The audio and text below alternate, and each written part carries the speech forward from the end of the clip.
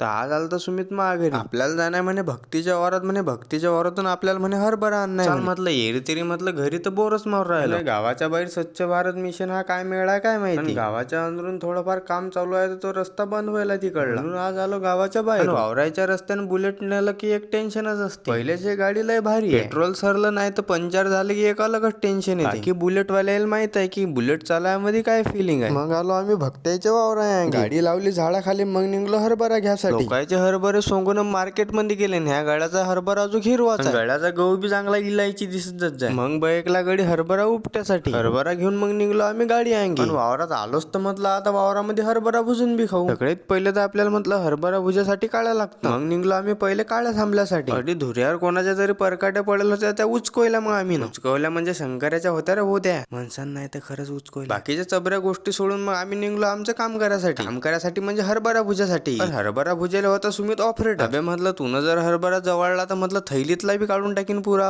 अरे जुना खिलाडी आहे रे म्हणे मी इच्छातला भुजणारा. म्हटलं जवळला की सांगतो तुला, जवळला तर म्हणे चार आपू चपचपच पाणी मारू रे. बाकी पोट्ट्यानं हरभरा चांगला भुजला होता. म्हटलं हरभरा पायनं बंद कर, म्हटलं पहिले खाणं चालू कर. हरभरा खाता खाता आमच्या दोघांच्या चबऱ्या गोष्टी चालू होत्या. सुमित म्हणे की आपू चांगला एक बिझनेस करू म्हणे चालू. बिझनेस मग सांगतो म्हणे पहिले इच्छातले हरभरे सांभाळ म्हणे. गळ्याला म्हटलं हरभरे तर खाल्ले, आता हात धुवा लागता. म्हटलं हात धुवायला आपल्याला काही जास्त दूर नाही जायला लागत म्हणे, आपल्या वावरामध्ये पिंकर चालू आहे. मग काढले दोघांनी बी हात धुवून मग निघलो आम्ही घरा. चला मग भेटू पुढच्या ब्लॉग मध्ये. आपल्याला लाईक आणि फॉलो करायला विसरू नका. जिंदगी एक सफर